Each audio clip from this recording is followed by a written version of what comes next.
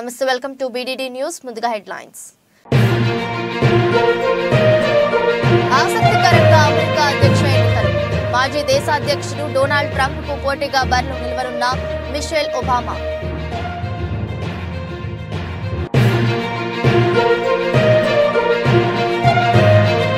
జగమంతా రామనామ స్మరణ.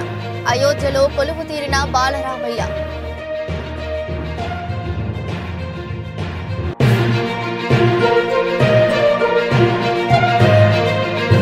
భద్రతా వలయంలో అయోధ్య మోహరించిన sleepers anti bomb squad.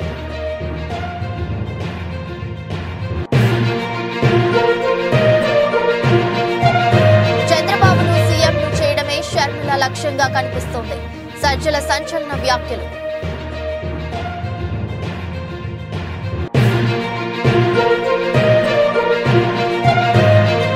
Lok Sabha బరిలో దిగుతున్న బరిలక్క. నాగర్ కర్నూలు స్థానం నుండి పోటీ చేస్తానని వెల్లడించిన కర్ణి శిరీష.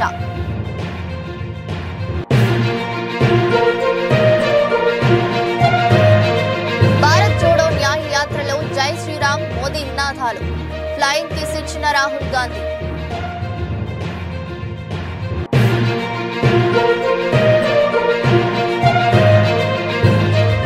ఉప్పల్లో తొలి టెస్టు.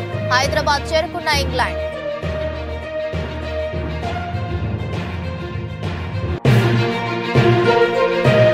కోట్లతో మహేష్ బాబు రాజమౌళి కాంబినేషన్ లో వస్తున్న సినిమా. జంగిల్ అడ్వెంచరస్ మూవీగా హాలీవుడ్ స్థాయి హంగులతో తీర్చిదిద్దుపోతున్న జక్కన్న.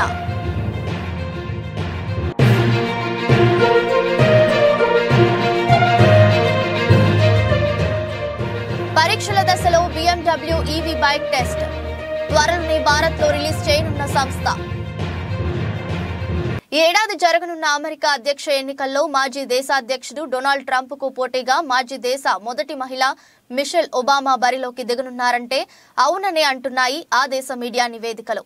న్యూయార్క్ పోస్ట్ లో కాలమిస్ట్ సిండీ ఆడమ్స్ రాసిన కాలం, ట్రంప్ సలహాదారు రోజర్ జే స్టోన్ అభిప్రాయాల వెల్లడి తర్వాత మిషెల్ పోటీపై అంచనాలు పెరిగాయి. వచ్చే ఎన్నికల్లో డెమోక్రటిక్ పార్టీ అభ్యర్థిగా మిషెల్ ఒబామా నిలిచే అవకాశం ఉన్నదని ఇటీవల రోజర్ పేర్కొన్నారు.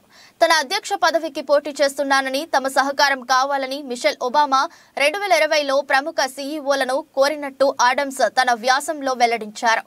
బైడెన్ తప్పుకునేలా పరోక్షంగా ఆమె ఇలా ఒత్తిడి తెచ్చినట్టు పేర్కొన్నారు. రాజకీయ వ్యాఖ్యాత మెగిన్ కెల్లే కూడా మిషెల్ రాజకీయ రంగ ప్రవేశం జరగొచ్చని చెప్పారు.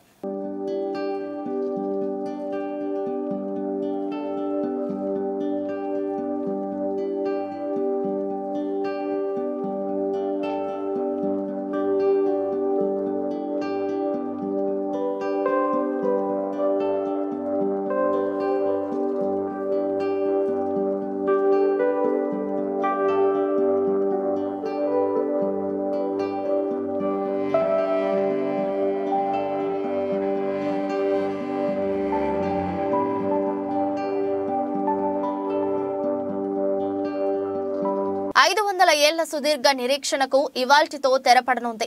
వేల మంది ప్రత్యక్ష, కోట్ల మంది పరోక్ష వీక్షణ మధ్య అభిజిల్లగ్నంలో ప్రధాని నరేంద్ర మోదీ అయోధ్య ఆలయంలో శ్రీరాముడి విగ్రహాన్ని ప్రతిష్ఠించారు. మధ్యాహ్నం 12:20 ప్రాణ ప్రతిష్ఠ కార్యక్రమం ప్రారంభమై 1 గంటకు ముగిసింది. ఆలయాన్ని సంప్రదాయ నాగర శైలిలో నిర్మించారు. 380 అడుగుల పొడవు, 250 అడుగుల వెడల్పు ఉంటుంది. 161 అడుగుల ఎత్తు ఉంటుంది. ప్రతి అంతస్తు 20 అడుగుల ఎత్తున ఉంటుంది. ఈ ఆలయ నిర్మాణంలో 392 స్తంభాలు, 44 గేట్లు ఉన్నాయి. రామ మందిరంలో ప్రతిష్ఠించనున్న విగ్రహం ఎత్తు 51 అంగుళాలు. అయోధ్యలో రాముడి విగ్రహాన్ని ప్రతిష్ఠించ సందర్భంగా రామ మందిరాన్ని రంగురంగుల విద్యుత్ దీపాలతో అలంకరించారు. పూలతో స్వర్వాంగ సుందరంగా తీర్చిదిద్దారు. అయోధ్య నగరం మొత్తం ఆధ్యాత్మిక శోభతో కలకలలాడుతోంది. రామ్ లల్లా విగ్రహ ప్రతిష్టాపన సందర్భంగా దేశవ్యాప్తంగా రామనామ స్మరణతో మారుమ్రోగుతుంది.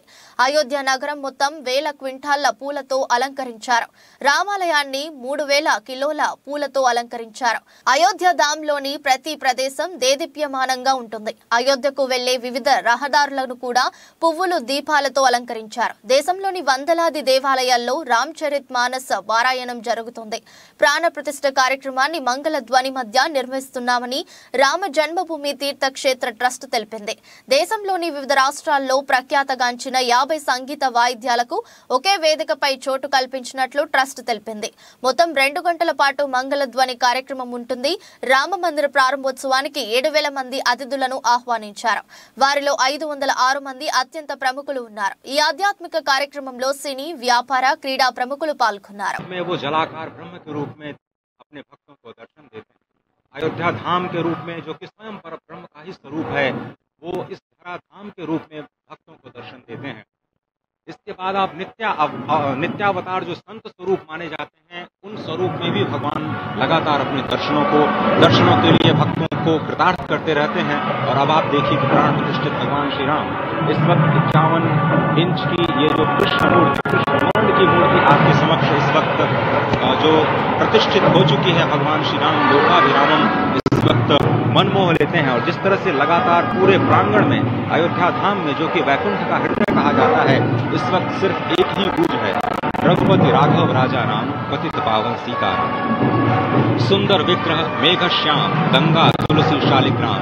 इस वक्त गर्भगृह में माँ गंगा विराजमान है, तुलसी विराजमान है, शालिग्राम भगवान स्वयं जो दामोदर कुंड से आए हैं वो विराजमान है। और ये सुंदर मेघ श्याम वही भगवान श्री राम जब रघुवंश के पति होते हैं तो वो रघुपति होते हैं। जब भगवान श्री राम का राज्याभिषेक होता है तो वो राजा राम होते हैं। जब वो अहिल्या माँ का उद्धार करते हैं तो वो होते हैं पतित पावन। और जब मिथिला जनकपुर धाम में जाकर मैया सीता के साथ विवाह संस्कार करते हैं तो हो जाते हैं सीताराम। लेकिन भगवान आज न रघुपति हैं, न राजा राम हैं, न पतित पावन हैं, न सीताराम हैं। वो सिर्फ और सिर्फ कौशल्या के राघव हैं। आज पौष के शुक्ल द्वादशी के पावन दिवस पर जब भगवान श्री राम पधारे हैं, प्राण प्रतिष्ठित हुए हैं, तो माँ कौशल्या अत्यंत प्रसन्न होंगी। भगवान सूर्य जिनके वंश में भगवान श्री राम ने जन्म लिया, इस वक्त जो प्रत्यक्ष दर्शन दे रहे हैं, भगवान श्री सूर्य भास्कर की किरणें नवमी के दिन भगवान के मस्तक को चूमेंगी। ऐसे प्रतिष्ठा की गई है इस मंदिर की। आप समझिए कि इस वक्त भगवान शिव नृत्य कर रहे होंगे। मैं इस वक्त जो मन में मेरे भाव आ रहा है कि इस वक्त त्रिलोकी इस वक्त विह्वल नजर आ रही होगी, भावनाओं में नजर आ रही होगी। स्वर्ग लोक में इंद्र इस वक्त मृदंग का वादन कर रहे होंगे, देवता इस वक्त नृत्य कर रहे होंगे। हनुमान लला हनुमंत लाल इस वक्त नाच के श्री राम जय राम जय जय राम जो जय।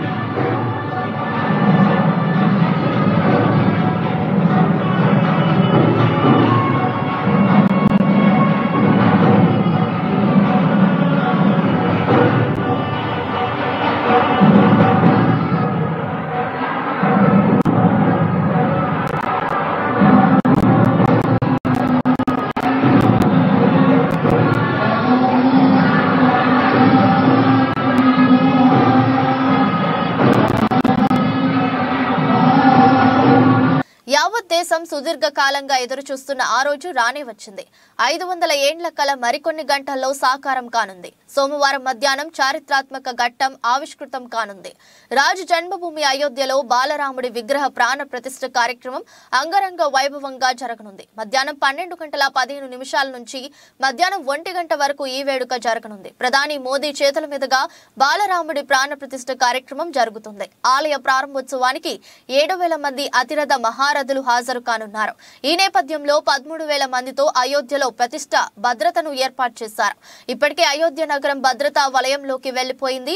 ఉత్తరప్రదేశ్ పోలీసులతో పాటు ఏటీఎస్ కమాండోలు, సిఆర్పీఎఫ్ దళాలు, యాంటీ డ్రోన్ జామర్లను ఏర్పాటు చేశారు. యాంటీ బాండ్ స్క్వాడ్ స్వీపర్లు మోహరించారు. నగరంలో 10,000 సీసీటీవీ కెమెరాలను ఏర్పాటు చేశారు. వీటిల్లో ఏఐ ఆధారిటీ టెక్నాలజీని వినియోగిస్తున్నారు. డ్రోనర్లతో నగరంపై ఓ కన్నేసి ఉంచారు. ఇక ధరంపత్, రాంపత్, హనుమాన్ గర్హి ప్రాంతం, అర్షర్పి భవన్ వీధుల్లో పోలీసులు పెద్ద సంఖ్యలో మోహరించారు. సరయూ నది వెంబడి ఎన్టీఆర్ఎస్ సిబ్బందితో భద్రత ఏర్పాటు చేశారు. అయోధ్యకి వెళ్లే అన్ని మార్గాల్లో ప్రత్యేక చెక్ పోస్టులను ఏర్పాటు చేశారు. ప్రతి వాహనాన్ని క్షుణ్ణంగా తనిఖీ చేసిన తర్వాతే పంపిస్తున్నారు. అయోధ్యలో పలు మార్గాల్లో ట్రాఫిక్ ఆంక్షలు విధించారు. పాసులు ఉన్న వారికి మాత్రమే ఆలయ ప్రాంగణం వద్దకు అనుమతిస్తున్నారు.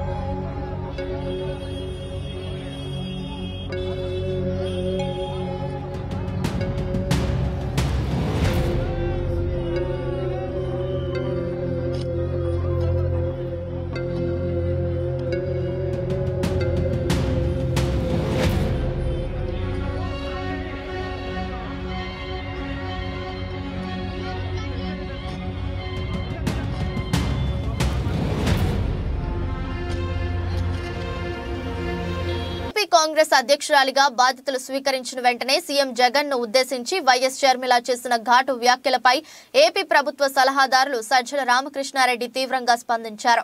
వైఎస్ షర్మిలకు సజ్జల కౌంటర్ ఇచ్చారు. ఎదురుదాడికి దిగారు. షర్మిలను చూస్తే జాలి కలుగుతుందన్నారు సజ్జల.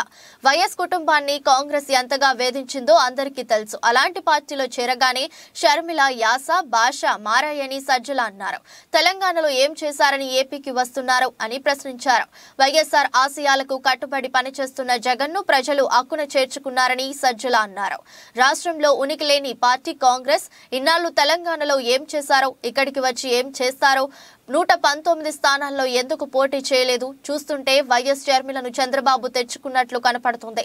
జగన్ రెడ్డి అనడం ఆ భాష చూస్తే ఆశ్చర్యం వస్తుంది. షర్మిల వాడిని భాష సరికాదు. తెలంగాణలో ముఖ్యమంత్రి అయిన రేవంత్ రెడ్డి ఇక్కడ అవకాశం లేదు పొమ్మంటే వైఎస్ షర్మిలను ఏపీలో నేను ఉపయోగించుకుంటా అని చంద్రబాబు తెచ్చుకున్నట్లు కనపడుతుంది. షర్మిల వ్యాఖ్యలు మా అందరికీ బాధ కలిగించాయి. కాంగ్రెస్ పార్టీ గురించి షర్మిలకు ఏం తెలుసు? రాష్ట్రానికి వైఎస్ఆర్ కుటుంబానికి కాంగ్రెస్ ఎంతో ద్రోహం చేసింది. జగన్ రెడ్డి నియంత అనడం ఈ భాష ఆశ్చర్యం కలిగిస్తుంది అని వాపోయారు సజ్జల రామకృష్ణారెడ్డి. నేరుగా రాజశేఖర రెడ్డి గారి పేరు ఛార్జ్షీట్లు కూడా పెట్టిన పార్టీ కాంగ్రెస్ పార్టీ. తన అన్న ఈరోజు ముఖ్యమంత్రి జగన్మోహన్ రెడ్డి గారిని 16 నెలలు అక్రమంగా జైల్లో పెట్టారు. ఆ తర్వాత ఆ పార్టీ నాయకులే మీరు గమనిస్తే ఆ రోజు ఆ పార్టీ నాయకుడు శంకర్రావు, అలాగే ఇటువైపు నుంచి టీడీపీ నుంచి ఎర్రనాయుడు గారు, ఇంకొకరు అశోక్ గజపతిరాజు, వాళ్ళు కలిసి వేసిన కేసులు, కుమ్మక్కై వేసిన కేసు. ఆ కేసులో ఛార్జ్షీట్లో రాజశేఖర రెడ్డి గారి పేరు పెట్టింది పార్టీ. సోనియా గాంధీ గారు చెప్తేనే పెట్టామని చెప్పి తర్వాత శంకర్రావు గారు ఆయనే తనంతట తానే మీడియాతో కూడా చెప్పారు. అలాగే తర్వాత ఇప్పుడు ఆ పార్టీ నుంచి బయటకు వచ్చినట్టున్నారు గులాం నబీ ఆజాద్ గారు. ఆయన కూడా జగన్మోహన్ రెడ్డి గారి మాట విని ఉంటే ఈ కేసులు పెట్టేవాళ్ళం కాదు. కొల్లాపూర్ అసెంబ్లీ నియోజకవర్గం నుండి ఇండిపెండెంట్ అభ్యర్థిగా నామినేషన్ వేసి సెన్సేషన్ క్రియేట్ చేసిన బర్రెలక్క లోక్సభ ఎన్నికల్లో పోటీకి సిద్ధమవుతున్నారు. నాగర్ కర్నూలు స్థానం నుండి పోటీ చేస్తానని బర్రెలక్క వెల్లడించారు. బర్రెలక్క అసలు పేరు కర్ణే శిరీష. డిగ్రీ చదువుకున్న బర్రెలు కాసుకుంటున్నా అంటూ ఆమె చేసిన వీడియో అప్పట్లో చాలా వైరల్ అయింది. ఆ తర్వాత ఆమె పేరు కాస్త బర్రెలక్కగా మారిపోయింది. పోటీ పరీక్షలు రాసి విసిగిపోయిన బర్రెలక్క ఎన్నికల్లో పోటీ చేసి గెలిచి నిరుద్యోగులకు న్యాయం చేయాలని భావించారు. ఉమ్మడి మహబూబ్ నగర్ జిల్లా కొల్లాపూర్ నియోజకవర్గం నుండి స్వతంత్ర అభ్యర్థిగా పోటీ చేశారు. కాంగ్రెస్ అభ్యర్థి జూపల్లి కృష్ణారావు అక్కడ విజయం సాధించారు. అయితే బర్రెలక్కకు 6,000 ఓట్లు దక్కాయి. ఓటమి విషయంలో కాస్త నిరాశ పాలైనా తన పట్టుదల మాత్రం వీడలేదు బర్రెలక్క.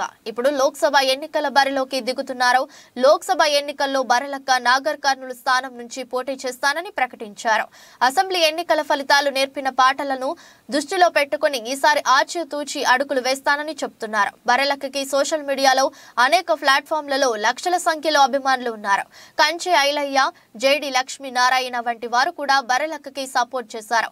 ఆర్థికంగా అనేక మంది విరాళాలు ఇచ్చారు. ఉన్నంతలో విస్తృతంగా ప్రచారం చేస్తున్న ఆయన ఇవేమీ కొల్లాపూర్లో పనిచేయలేదు. మరి నాగర్ కర్నూలు బరిలో ఎంపీ అభ్యర్థిగా గెలవాలంటే అక్కడ నిలబడుతున్న ఇతర పార్టీల అభ్యర్థులను గట్టిగానే ఢీకొట్టాలి. బర్రెలక్క మరి ఎలాంటి ప్రణాళికతో వెళ్తారో చూడాలి. అండి అందరికీ, నేను మీ బర్రెలక్క. చాలా మంది నన్ను అడుగుతున్నారు, అక్క ఎంపీగా పోటీ చేస్తున్నావా అని చెప్పేసి. 100% ఎంపీగా పోటీ చేస్తున్నా నాగర్ కర్నూలు నుంచి. సో ఎమ్మెల్యేగా పోటీ చేసా, ఏదో ఓడిపోయినా అని నేనేం వెనకడుగు వేయను. ఎంపీగా పోటీ చేస్తా, నెక్స్ట్ ఎమ్మెల్సీగా కూడా పోటీ చేస్తా, గెలిచే వరకు పోటీ చేస్తా. ఒక నిరుద్యోగి తలుచుకుంటే ఏమైనా చేయగలరు అని ప్రపంచానికి చాటి చెప్పే విధంగా నేను ఖచ్చితంగా పోటీ చేస్తా. అదేవిధంగా మీ అందరు నాకు సపోర్ట్ చేయండి. సపోర్ట్ చేసి నన్ను కూడా మీ ఫ్యామిలీగా భావించి, నాకు సరే ఎమ్మెల్యేగా ఏదో ఓడిపోయినా కానీ ఏదో కొంచెం బాధ అనిపించింది. ఎంపీగా గెలిపిస్తారన్న ఆశతో మళ్ళీ ఎంపీగా పోటీ చేస్తున్నా. కాంగ్రెస్ భారత్ జోడో న్యాయ యాత్ర ఆదివారం అస్సాంలో కొనసాగింది. ఈ సందర్భంగా అనూహ్య ఘటన చోటు చేసుకుంది. రాహుల్ గాంధీ బస్సులో సోనిత్పూర్ జిల్లా గుండా వెళ్తుండగా అక్కడ పెద్ద సంఖ్యలో ఉన్న ప్రజలను చూసి బస్సును ఆపి వాళ్లను కలుసుకోవడానికి క్రిందికి వచ్చారు రాహుల్ గాంధీ. అక్కడే ఉన్న కొందరు జై శ్రీరామ్, మోదీ మోదీ అంటూ పెద్ద ఎత్తున నాదాలు చేశారు. దీంతో భద్రతా దళాల సూచనల మేరకు రాహుల్ బస్సులో కూర్చొని ప్రజలకు ఫ్లయింగ్ కిస్సులు ఇచ్చారు. కాంగ్రెస్ ఎంపీ రాహుల్ గాంధీ తలపెట్టిన భారత్ జోడో యాత్ర ఆదివారం అస్సాం చేరుకుంది. ఇందుకు సంబంధించి విడుదల చేసిన ఒక వీడియోలో రాహుల్ గాంధీ భారత్ జోడో యాత్ర బస్సు నుండి దిగారు. బీజేపీ జెండాలను పట్టుకున్న వారి వైపునకు దూసుకెళ్లారు రాహుల్ గాంధీ అక్కడికి చేరుకోగానే అక్కడ నిల్చున్న జనం జై శ్రీరామ్, మోదీ మోదీ అంటూ నాదాలు చేశారు. వారి చేతుల్లో త్రివర్ణ పతాకం, కాషాయి జెండా కూడా ఉన్నాయి. అయితే కాంగ్రెస్ ఎంపీలు బస్సు దిగిన వెంటనే భద్రతా సిబ్బంది, పార్టీ కార్యకర్తలు వారిని బస్సు లోపలికి తీసుకెళ్లారు.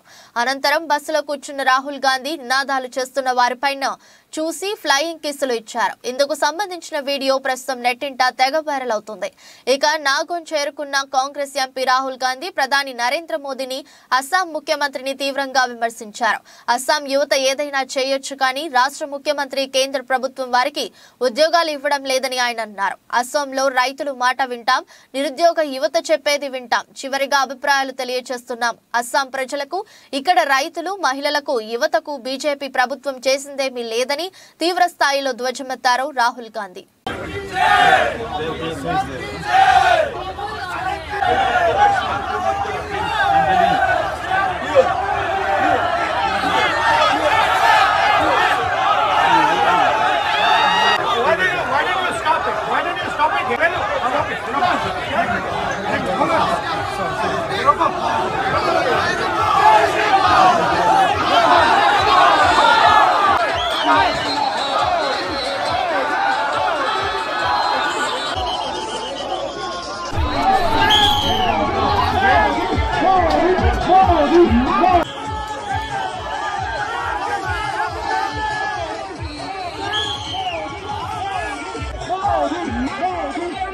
ఇంగ్లాండ్ జట్టు 5 టెస్టుల సిరీస్ కోసం భారత్ కు చేరుకుంది. తొలి టెస్టుకు వేదికైన హైదరాబాద్ బెన్ స్టోక్స్ సారథ్యంలోని ఇంగ్లీష్ జట్టు అడుగుపెట్టింది. శంషాబాద్ విమానాశ్రయంలో ఆదివారం ఫ్లైట్ దిగిన ఇంగ్లాండ్ బృందానికి అక్కడి అధికారులు పూల బొకేలతో స్వాగతం పలికారు. అనంతరం స్టోక్స్ సేన ప్రత్యేక బస్సుల్లో హోటల్కు వెళ్లింది. భారత్, ఇంగ్లాండ్ జట్ల మధ్య జనవరి 25న ఉప్పల్ స్టేడియంలో తొలి టెస్టు ప్రారంభం కానుంది. నిరుడు సొంత గడ్డపై యుషేన్ సిరీస్ 2తో డ్రా చేసుకున్న ఇంగ్లాండ్ వరల్డ్ కప్ తర్వాత వెస్టిండీస్ పర్యటనకు వెళ్లిన ఇంగ్లీష్ జట్టు అబుదాబిలో సన్నద్ధత క్యాంపులో పాల్గొంది. అక్కడి నుంచి నేరుగా స్టోక్స్ సేన భారత విమానం ఎక్కింది. 2 ఏళ్లుగా బాజ్ బాల్ ఆటోతో జోష్ మీదున్న స్టోక్స్ సేన భారత్ గడ్డపై అదే తీరుగా చెలరేగాలనే పట్టుదలతో ఉంది.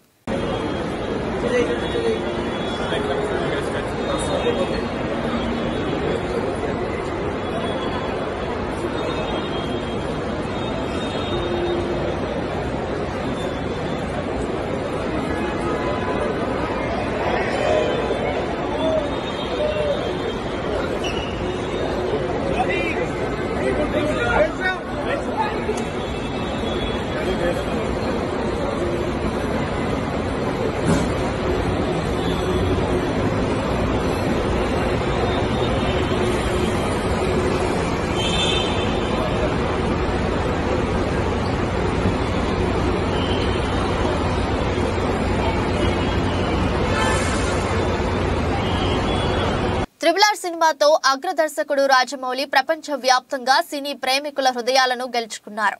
ఈ నేపథ్యంలో మహేష్ బాబుతో రాజమౌళి తెరకెక్కించబోతున్న పాన్ వరల్డ్ సినిమా విశేషాల గురించి ప్రేక్షకులు ఆసక్తిగా ఎదురుచూస్తున్నారు. మహేష్ బాబు తొలి పాన్ ఇండియా చిత్రం ఇదే కావడం ఆయన అభిమానుల్లో మరింత ఉత్సాహాన్ని నింపుతుంది. ఈ సినిమా స్క్రిప్ట్ వర్క్ మొత్తం పూర్తయిందని రాజమౌళి తండ్రి రచయిత విజయేంద్ర ప్రసాద్ ఇటీవల ఓ ఇంటర్వ్యూలో వెల్లడించారు. ప్రపంచాన్ని చుట్టి వచ్చే ఓ సాహస వీరుడి కథగా ఈ సినిమాను తెరకెక్కించబోతున్నారని సమాచారం. జంగిల్ అడ్వెంచరస్ మూవీగా హాలీవుడ్ స్థాయి హంగులతో తీర్చిదిద్దబోతున్నారని, ఈ సినిమాకు దాదాపు 1000 కోట్ల బడ్జెట్ అవుతుందని అంచనా వేసినట్లు తెలుస్తోంది. ఈ చిత్రాన్ని శ్రీదుర్గ ఆర్ట్స్ పతాకంపై కేఎల్ నారాయణ నిర్మించనున్నారు. తాజా సమాచారం ప్రకారం ఈ సినిమా నిర్మాణంలో మరికొందరు భాగస్వాములయ్యే అవకాశం ఉందని చెబుతున్నారు. ఓ దిగ్గజ ఓటీటీ సంస్థ కూడా ఈ సినిమా ప్రొడక్షన్ లో పాలుపంచుకోవాలనే ఆలోచనతో ఉందట. అయితే ఈ వార్తలన్నీ సోషల్ మీడియా వేదికగా ప్రచారంలో ఉన్నవేనని, వీటిలో వాస్తవమెంతో తెలియాలంటే చిత్ర బృందం నుంచి అధికారిక ప్రకటన రావాల్సిందేనని అభిమానులు అనుకుంటున్నారు. ఈ సినిమాకు సంబంధించిన వివరాలను దర్శకుడు రాజమౌళి త్వరలో వెల్లడించే అవకాశం ఉందట.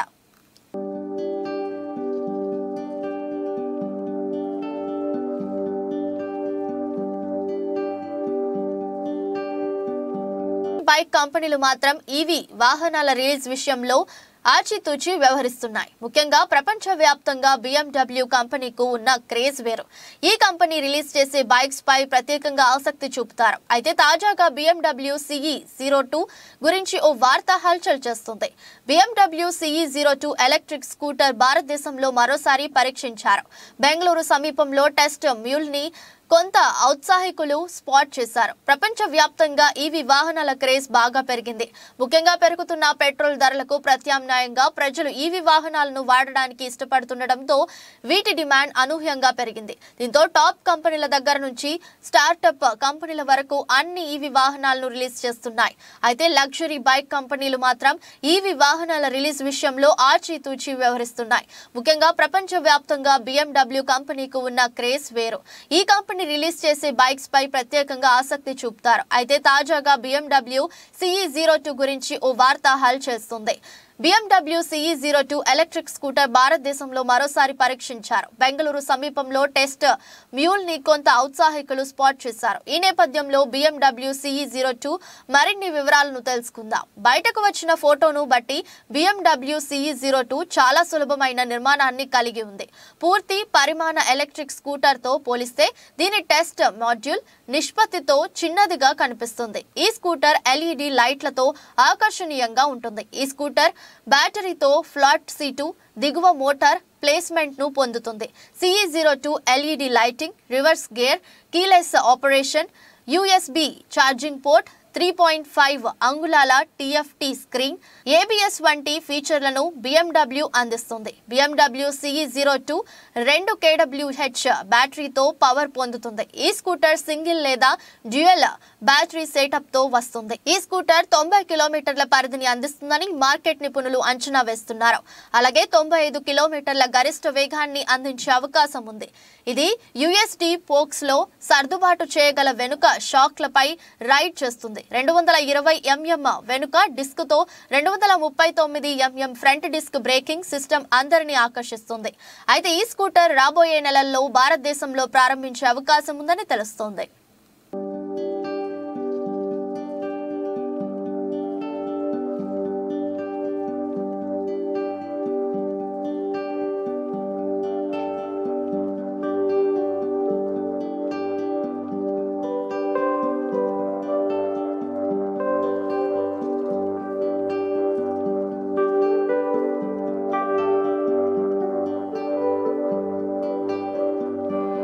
వార్తలు ముగించే ముందు మరోసారి హెడ్లైన్స్.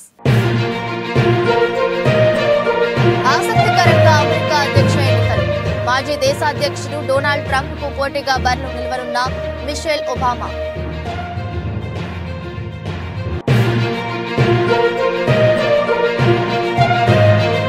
జగమంత రామనామ స్మరణ. అయోధ్యలో కొలువు తీరిన బాలరామయ్య.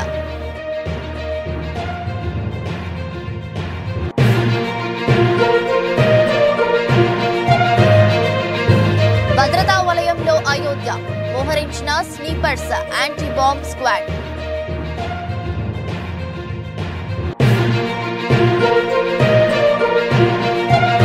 చంద్రబాబును సీఎంను చేయడమే షర్మిల లక్ష్యంగా కనిపిస్తోంది.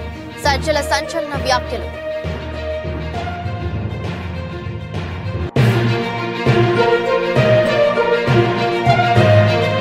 లోక్సభ బరిలో దిగుతున్న బర్రెలక్క. నాగర్ కర్నూలు స్థానం నుండి పోటీ చేస్తానని వెల్లడించిన కర్ణి శిరీష.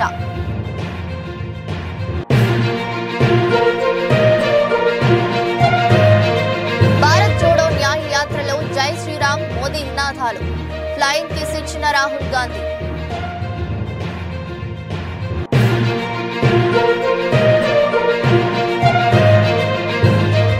ఉప్పల్లో తొలి టెస్టు హైదరాబాద్ చేరుకున్న ఇంగ్లాండ్.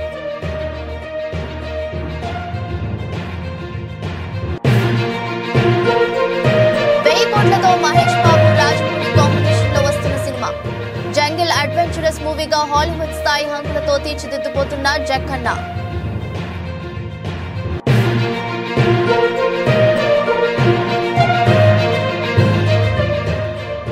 పరీక్షల దశలో BMW EV బైక్ టెస్ట్ త్వరలోనే భారత్ లో రిలీజ్ చేయనున్న సంస్థ. ఇది రోజు బులెటిన్. మరో బులెటిన్ లో మళ్ళీ కలుద్దాం. అంతవరకు సెలవు. నమస్కారం.